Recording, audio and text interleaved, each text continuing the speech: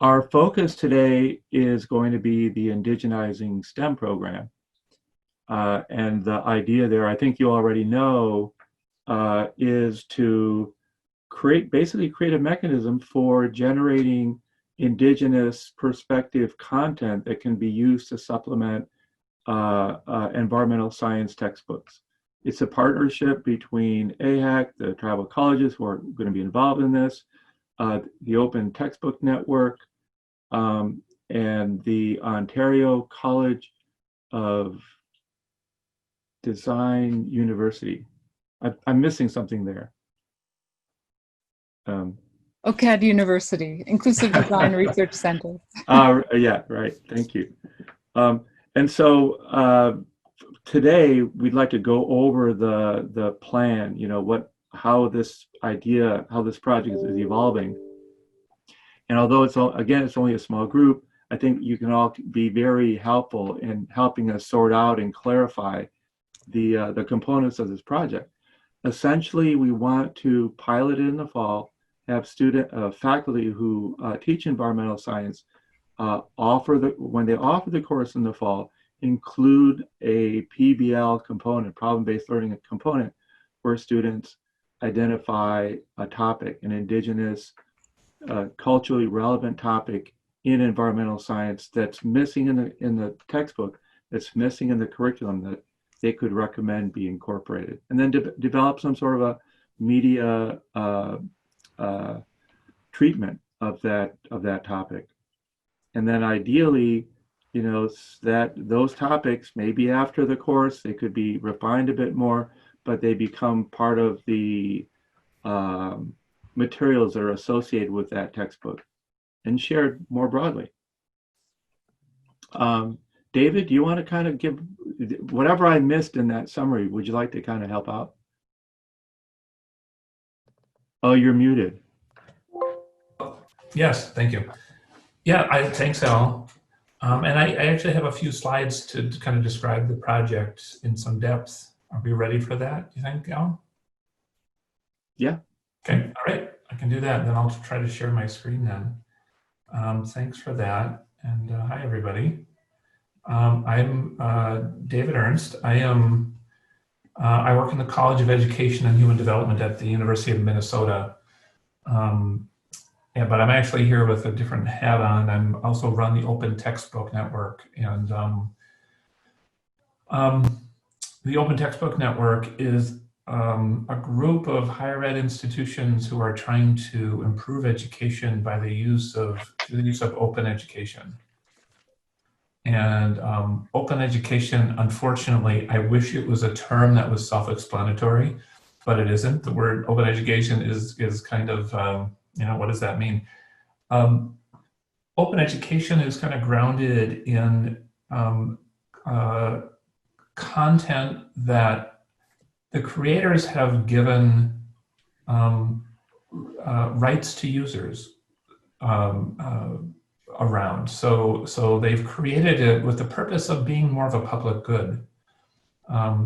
So a textbook, for instance, rather than it being kind of perhaps a commercial entity that's created it and retains all their rights and makes sure that all rights are reserved, and it limits what you can do with it. These are textbooks usually made by instructors, faculty, and higher ed institutions who really want to put it out to the world as more of a public good. And so they license it in such a way that allows you to copy it and share it and even edit it. And that's what we want to talk about today, is that opportunity that open textbooks provide of editing. So does that make sense? Kind of what they are. It's always a little hard to describe it. I wish the term was a little easier. But so I just put together a few slides to just kind of describe a proposed project. As Al said, we really could use your input on kind of making it better. The Hewlett Foundation, the William and Flora Hewlett Foundation, has put a little bit of funding towards this. So they have their own kind of things they want out of it, but we'll put that aside for now. We want to know, what you would want to get out of it. So the goals of this project would be to create a new college textbook with a target audience of tribal colleges and university students.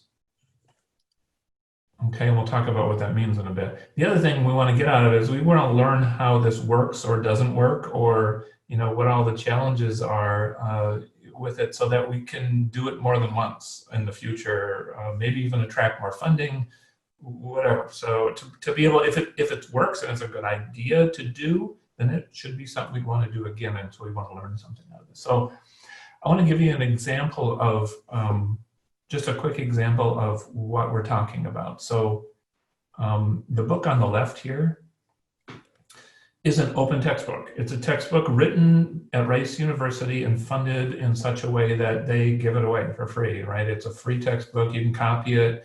They even give you the rights to edit it and change it if you want to, right? So the book, and so at Rice University, so it's made in Houston, Texas, right?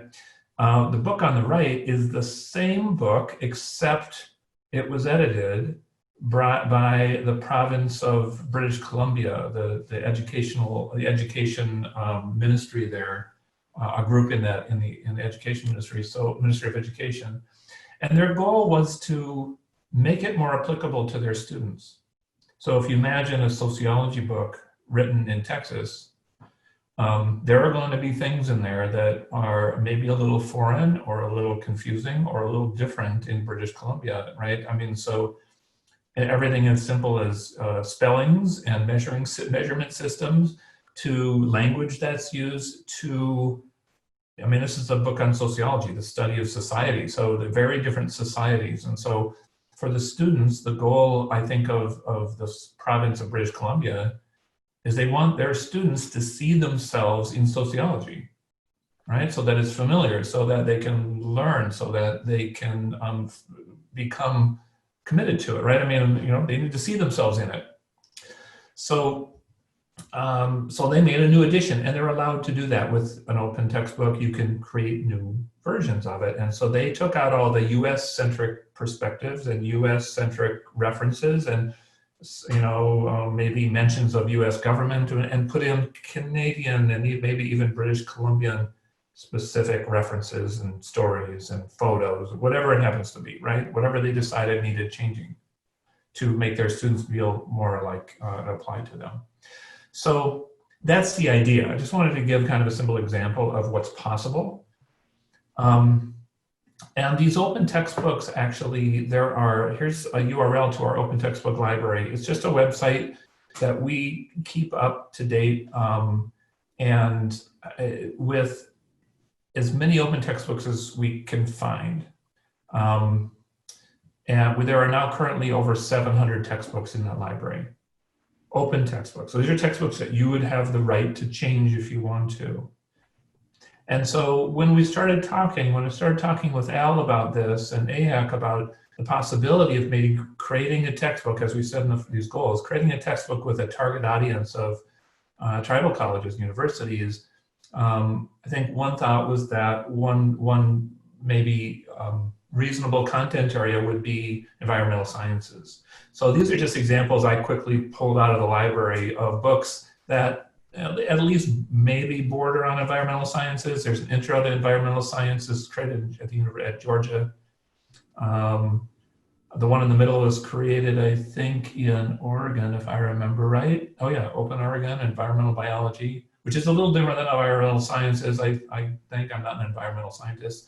And the one on the right is another one created in Rice University. It's just a biology, concepts of biology, an introductory biology book. So just showing there's kind of a range of things there. Like I said, there are 700 books in there that if you decided you wanted to be involved in this, we could start with. So again, I'll go back to this goal again. And when I say create a new college textbook, that does not mean that we want to, we're proposing that we start from scratch and make a new book. We're saying, let's start with one that already exists, where the authors and publishers have given us the rights to change it.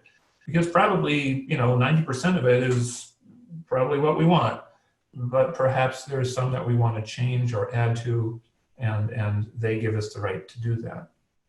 So questions so far kind of about what we're talking about even trying to do, attempting? And then we'll get into the details of how we're proposing to do it.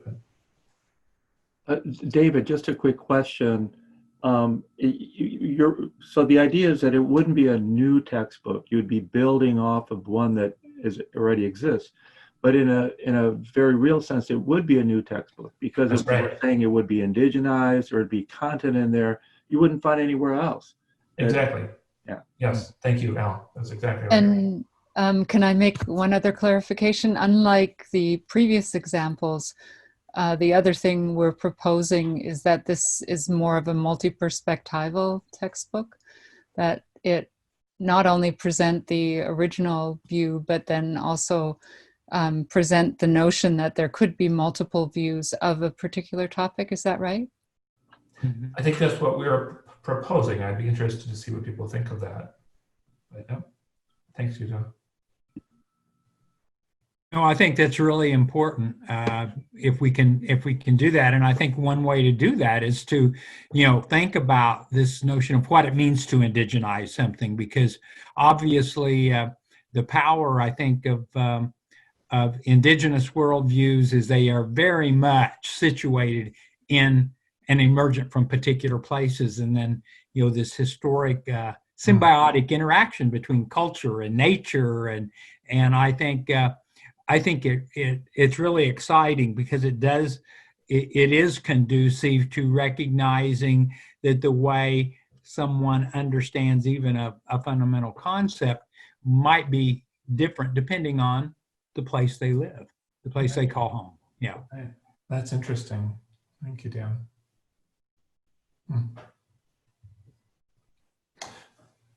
Anything else? And I'll move on and kind of get into the how and how this is we're proposing at least this would work. So, here's again, the proposal, but certainly looking for feedback on it. So what we want to do is focus on one book, one textbook that is in that open textbook library. So one open textbook. And so sometime this spring, for those who want to be part of this project, we would work together to select one.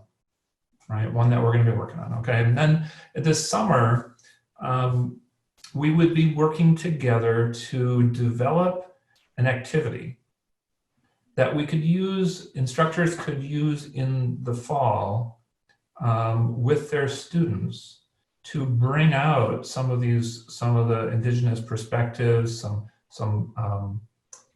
in some sort of format, some media, right? In other words, and it could be anything. It could be text, could be images, could be video, could be whatever. So things that we could kind of integrate and use to create this new version of this textbook, as I'll point out, what's this new textbook?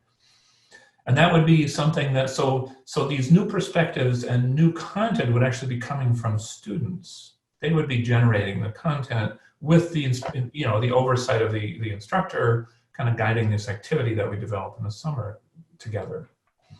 And then after that happens, that textbook then we'd bring some folks together who maybe have some experience with textbook creation and editing and writing, and take that content and try to integrate it into the book to provide these multiple perspectives.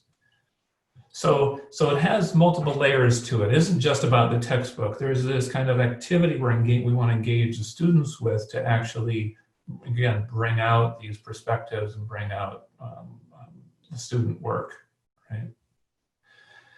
So the who here. So if we're looking for, I guess, environmental science instructors,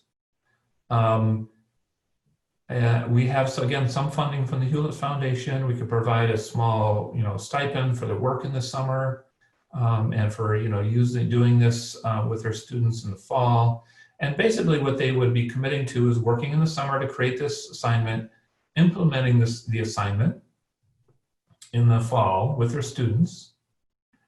And then whoever ends up putting the textbook together, we would want this same group of people to be the experts saying, giving feedback on whatever is put together, right? We want it to be kind of an iterative work.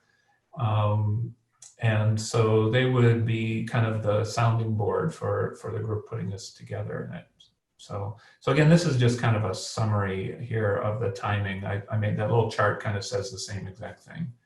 We'd agree on a textbook in the spring, sometime in the spring or early summer. And then in the summer, we would develop an assignment or activity. They'd implement it in the fall, and then the textbook would be edited maybe next spring with some feedback, again, from this instructor team. So that's it. So feedback, reinforcement, is this a bad idea, a good idea? What do you see working or not working? Interest, anything? Are you thinking of, again, one assignment that students everywhere would do? Or are you thinking about an assignment or several assignments that might, vary from place to place? I'm just trying to understand that. So we're thinking about maybe one, activity, or I think we'd be open to a number of things. I think the goal would be to make sure that the activity or activities support students in generating this content.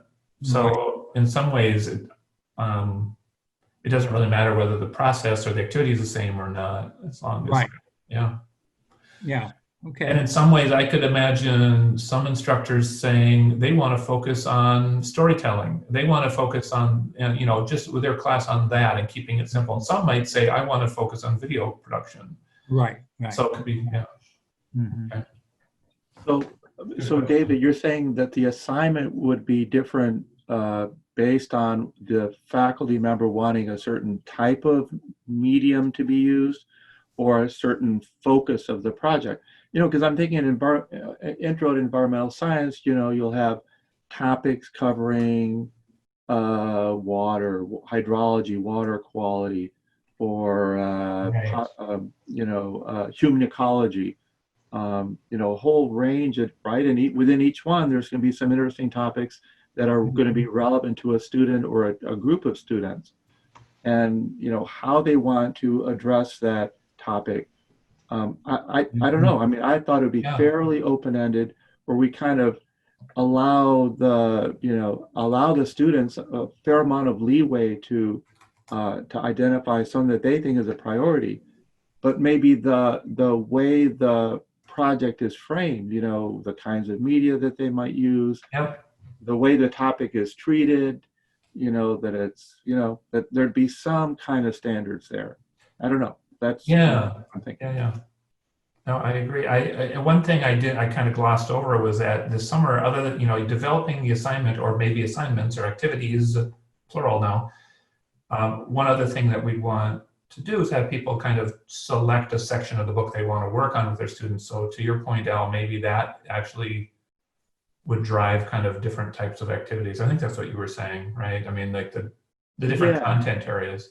Right. That's right. And I mean, if we take a inclusive design perspective, it would be good to have it multimodal as well, so that there is the information is presented in multiple modalities, not just in a single modality. Oh yeah. Right. The other thing I would add is it's likely there could be a parallel stream, which is looking at how do we navigate, present, create a user experience that within the textbook that offers different perspectives. How do you choose to travel through those, because it won't be just a linear reading through a single line of text. So kind of designing the journey through the textbook. Right, and the presentation of the different perspectives. Yeah. Another component, I think, will be Creative Commons licensed education with students, and exploring what it means to openly license your work, because this textbook would also be openly licensed, and so there's some guidance and frameworks for ways to do that, but I think that that's a part of it as well. And some introduction to open education practices for the instructors as well. So how do you use the opportunity to work with an open textbook to create learning experiences where it's more constructivist and student-led, etc. Great.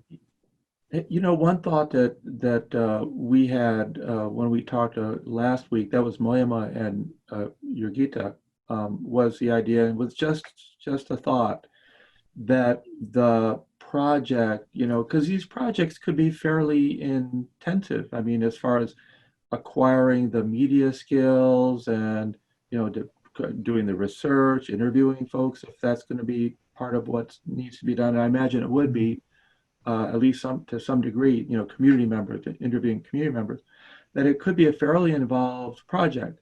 And that would it make sense to maybe offer the project as like a lab with the course that could be an extra 2 credits? You know, just a thought, you know, but for people that really want to focus and develop a solid quality product, you know, that it's going to kind of infringe on the rest of their course obligation, semester obligations. I'm thinking. I could be completely wrong, but That's a good question. Does institutions have the flexibility to do that, like instructors, to be able to offer a lab? Yeah, like to say, hey, I want to make this partly a lab, or yeah, add a couple credits, or. You know, at Haskell, what would happen is you'd probably take, like, let's say you introduce this opportunity to students in an environmental science course, intro environmental science. Probably what you do is give some the option to do what we would call special topics or independent study, you know, and give them, you know, 1, 2, 3 credits, depending on, you know, what they propose, what you worked out with them, you know, in addition to the environmental science. We couldn't very well change the course to add something that wasn't already a part of it, but certainly these kinds of complementary activities, I think probably at Haskell, that's the way you deal with it. You'd say, okay, those of you that would really like to work on an air quality issue or a water issue, and you've got some ideas and you want to do that, you know, as a special project, you know, let's talk about what that will take in 1, 2, or 3 credit hours, you know, through special topics or directed studies. Yeah.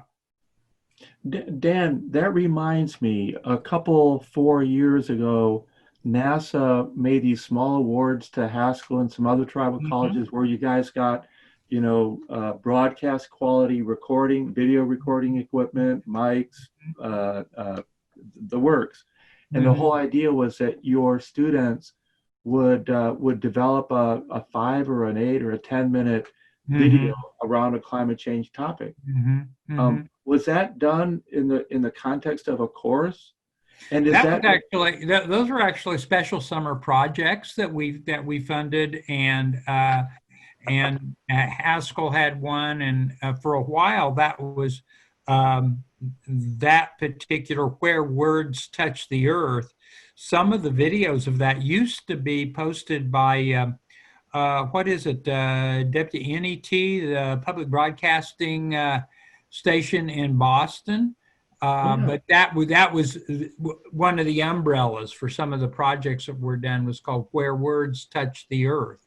And I'm going to have to look and see if that stuff's still up. I don't know if it is or if it's available, but yeah, that gets into the different modalities. It'd be great to have students, you know, do a video project, you know, or incorporate music or you know, whatever, you know, in terms of how they might want to teach a lesson or tell a story.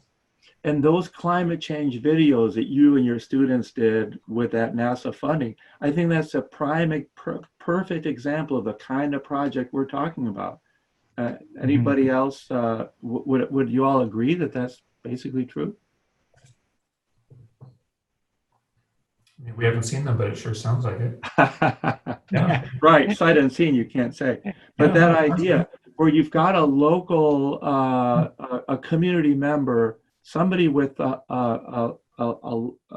I'm adding some stuff there because I don't know it for sure, but that was the idea, that somebody locally with a lot of knowledge and understanding of the cultural aspects of climate change were to be interviewed, and they'd have a platform to discuss from their perspective. So that a 5 or a 10-minute video like that would, I think, be ideal to, well produced, all the production values and all that, to be a link to a textbook on introduction to environmental science that incorporates the Indigenous perspective. I think that's a perfect example of the kind of thing that we would want. I've thought about this for a long time, and when you told me about this project, that's why I got excited. So this is probably, oh my gosh, I don't know how long the Intertribal GIS group. Right. In fact, I don't even know if they're still meeting, if they still have a Native group.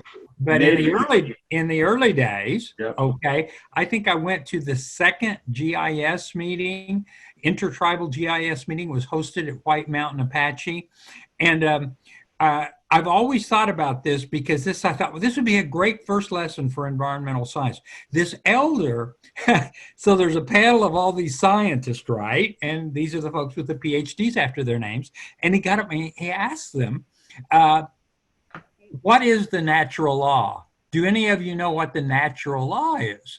And I thought, okay, this guy's Coyote or something, I thought he's giving these guys a hard time. And they were all kind of taken aback. Well, what do you mean? Yeah, we have natural laws, blah, blah, blah. And then he did this really neat, and he wasn't a scientist. He was just a tribal person who had come to this meeting, had seen it advertised, and he said, for life on this planet, and particularly humans, there's only one natural law, and that's called the land, the air, and the water. And if you violate or disrespect the land, the air, or the water, there will be consequences. And I thought, wow, that's a first chapter of an environmental science group from an Indigenous perspective. The relationship of our life systems to the land, the air, and the water.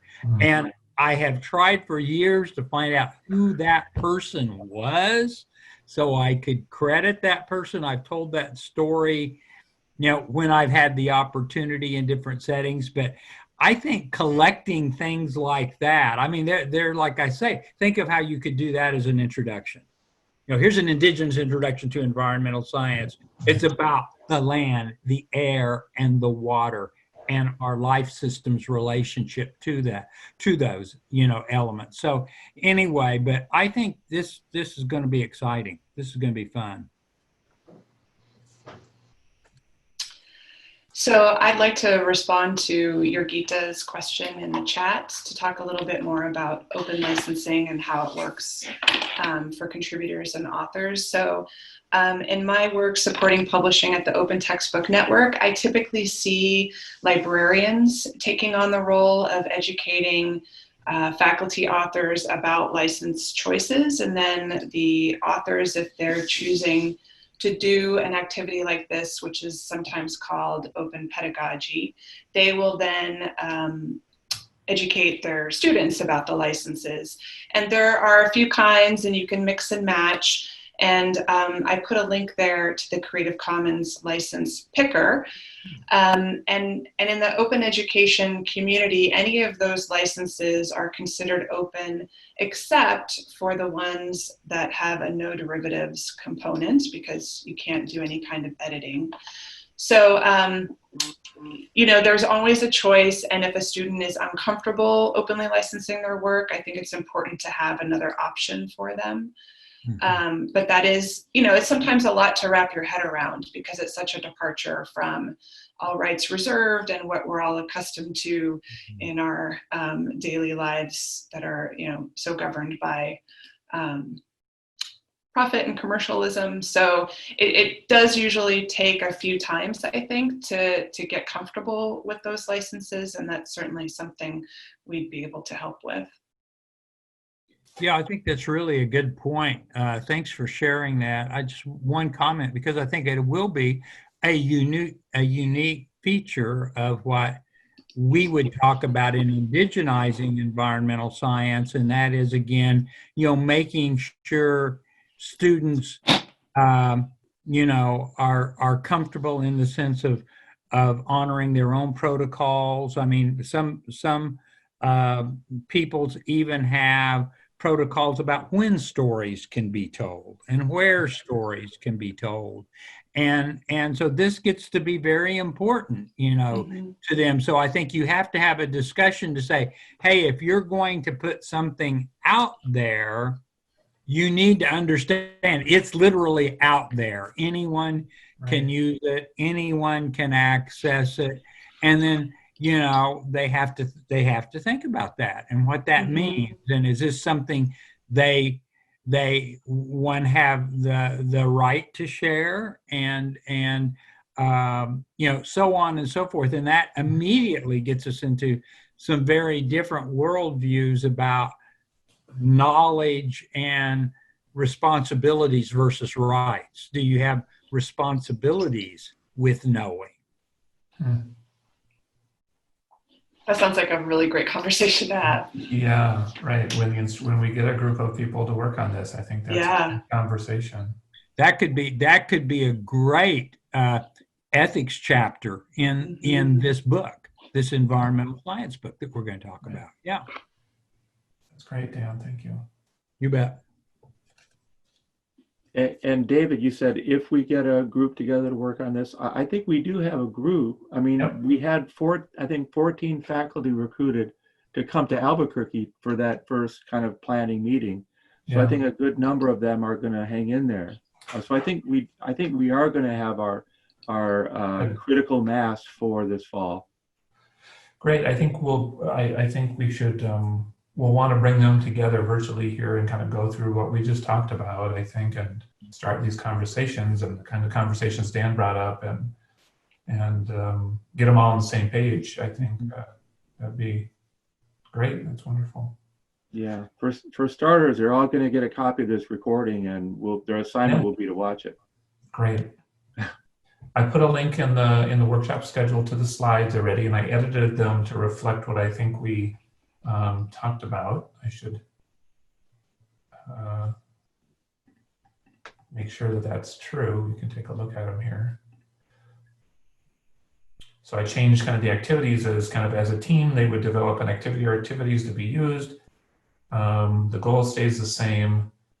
They can be integrated in an open textbook and activities might differ based on media used or the content area, with focus on developing for multiple modalities. We would want some instruction and introduction and discussion of open education and Creative Commons licenses for instructors. And then I also put down here in the fall 2020, when you implement this with students, that there would need to be some introduction of open, same thing, but for students. And I made the comment that students will need to they have to have a choice. This is their work, their intellectual property. So they need to understand what it would mean to contribute. And this, I think Dan was saying exactly that, right? So anyway, so I changed this on the fly here as we were talking. So and again, this is linked into the wiki here. So yeah, very good. Yeah, the slides right here. Yeah, perfect. Okay, David, were you hoping to have more conversation about the project? I think that's all I had. I appreciate everybody's input and helping shape this and making it better. Yeah, Yeah, Can I talk briefly about how this becomes a new type of textbook as well? that'd be great. Yes, please. So one of the other things we'd love to explore here is this idea that there are a plurality of ways of knowing, or a plurality of perspectives on the truth, that it doesn't need to be um, a single narrative or a single view of what has happened. And this, of course, is very much part of the discussion within indigenization, decolonization topics as well. So to have a new design of a textbook happen in this context, I think is very appropriate and very fitting. The what that brings about, though, is also a different way of reading a textbook, using a textbook, exploring it. Because certainly if you read academic standards and discussions of rigorous design of textbooks and standards, etc., there is this idea that there is one truthful view of something, and so there is the pedagogical or philosophical take on it, but then there's also how do we present the experience of using the textbook for the instructor and for the student, such that there is the respect shown to the different perspectives, that it isn't sort of the majority perspective, and these are peripheral minority perspectives that are not as respected or established or whatever. So the design of how we present the textbook will be a big part of this as well. How do you create a presentation and add these additional views? And my sense is it won't be a single perspective, it'll be multiple perspectives. So it isn't just here's the Indigenous view and here's the standard traditional view, but because of course associated with that is this idea that there's a plurality of stories, ways of knowing, perspectives on a particular topic. So it won't just be two, it'll likely be more than two.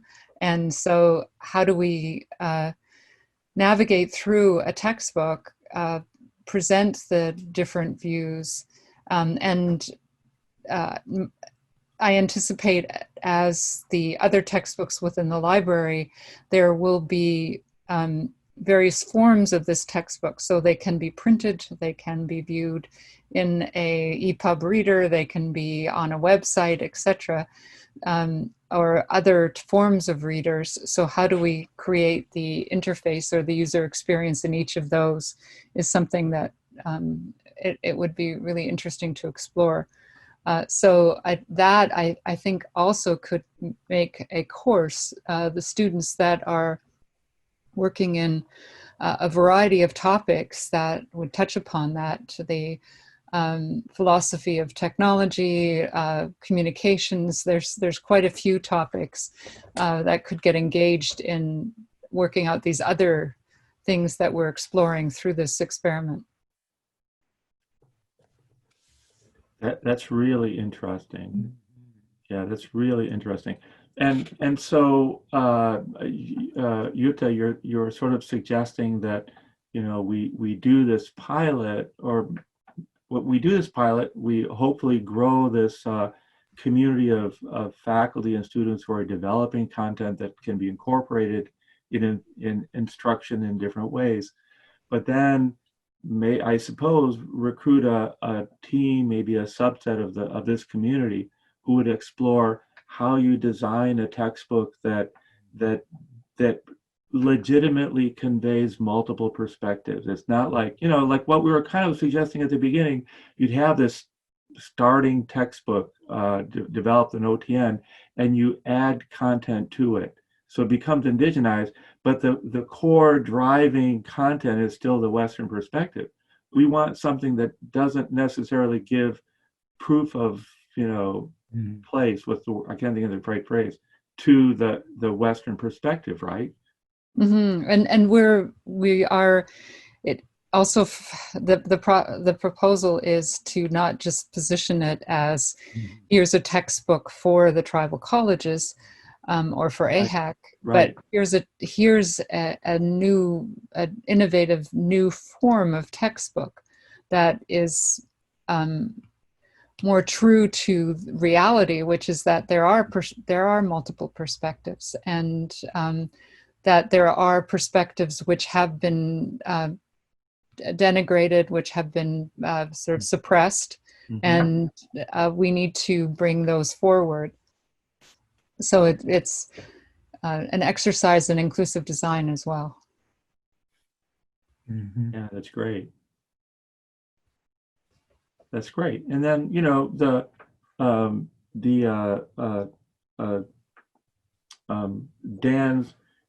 Dan and others, Indigenous Peoples Climate Change Working Group. I mean, that's global Indigenous Peoples Climate Change Working Group. The idea that this textbook or this presentation of knowledge around climate change will be very, I think how you kind of implied it, I think, Jutta, that it would be kind of organic. I'm not sure organic is quite the right word, but that it's really, it's a living dynamic thing that, different contexts, different perspectives will be emphasized. If the Native Hawaiian, team puts something together, that's a different perspective. Yeah. Yeah. We keep circling out who's missing, what perspectives are missing, and also that's more real to the changing context because knowledge changes as well. It isn't static. Wow. Yeah. I mean, yeah, that's huge. Right. So that's kind of something a little, no, maybe not necessarily a little bit down the road. It could be something that we do in parallel with this. Or maybe it's important that we do. And people like Greg Kahete at UNM, his whole area is Indigenous STEM. His whole focus is Indigenous STEM, of his research is Indigenous STEM. There's people like him that probably should be invited to the table too. Yeah, most definitely. Yeah. Wow. Yeah, this is getting a little too big. I'm sort of getting uncomfortable now.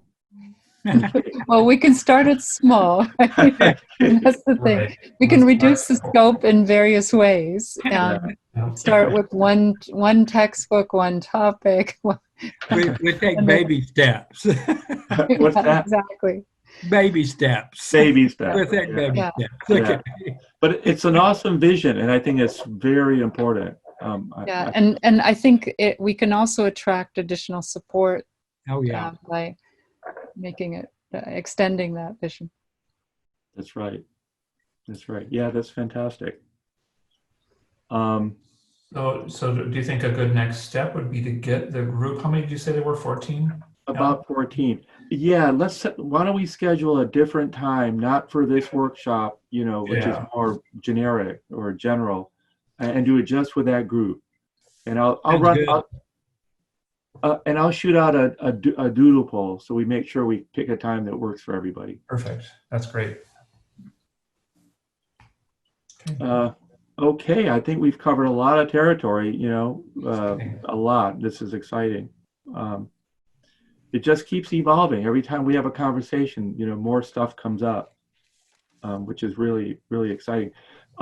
We've only got a couple of minutes left for, to be a full hour. Are there any other topics that people would like to bring up before we wind up for today?